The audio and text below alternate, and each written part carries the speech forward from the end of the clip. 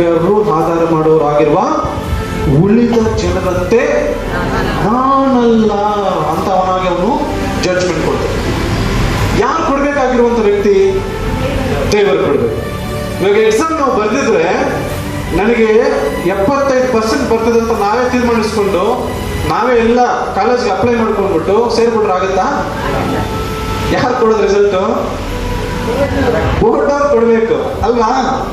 Board ಅವ್ರು ಕೊಡದೆ ಇಲ್ಲ ನಾನು ಪರ್ಫೆಕ್ಟ್ ಆಗಿ ಬರೆದಿದ್ದೀನಿ, ಕ್ವಶನ್ ಪೇಪರ್ ಬೇಕಾದ್ರೆ ಮೊದಲು ರಿಪೀಟ್ ಮಾಡ್ತೀನಿ, ಪುನಃ ನಾನು ಎಲ್ಲಿ ಮನೆಯಲ್ಲಿ ರಿಪೀಟ್ ಮಾಡ್ತೀನಿ ಅಂತ ಇಲ್ಲಿ ಕರೆಕ್ಟ್ ಆಗಿ ಬರ್ದ್ಬಿಟ್ಟು ಅಲ್ಲಿ ಹೇಗಂದ್ರೆ ಬರ್ದ್ಬಿಟ್ಟು ಬಂದು ನಾನು ಈ ಕಾಲೇಜ್ ನನಗೆ ಸೀಟ್ ಬೇಕು, ನಾನು ಅಪ್ಲೈ ಮಾಡ್ತೀನಿ ಅಂತ ಹೋಗಿ ಅಪ್ಲೈ ಮಾಡಿ 75% ಬಂದಿದೆ ಅಂತ ಸುಳ್ಳಾಗಿ ಬರೆದು ಕೊಟ್ಮೇಲೆ ಅವ್ನು ಕೊಡ್ತಾನ ಅಲ್ವಾ?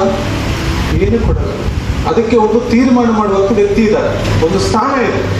ಅದೇ ತರ ನಮ್ಮನ್ನು ತೀರ್ಮಾನಿಸುವವರು, ನಮಗೆ ಬೇಕಾಗಿರುವಂಥದ್ದು ಕೊಡುವವರು, ನಮ್ಮನ್ನು ಸತ್ಯವಾಗಿರುವಂಥ ದಾರಿಯಲ್ಲಿ ನಡೆಸುವವರು, ನಮ್ಮನ್ನೆಲ್ಲರನ್ನು ಕೂಡ ಮಾರ್ಗದಲ್ಲಿ ಅಂದ್ರೆ ಆತನ ಪರಿಶುದ್ಧವಾಗಿರುವಂಥ ಮಾರ್ಗದಲ್ಲಿ ನಡೆಸುವವರು ನಮಗೂ ಒಬ್ಬರಿದ್ದಾನೆ. ಆತನೇ ನಮ್ಮ ನ್ಯಾಯಾಧಿಪತಿ, ಆತನೇ ನಮ್ಮ ರಕ್ಷಕ, ಆತನೇ ನಮ್ಮ ದೇವರು.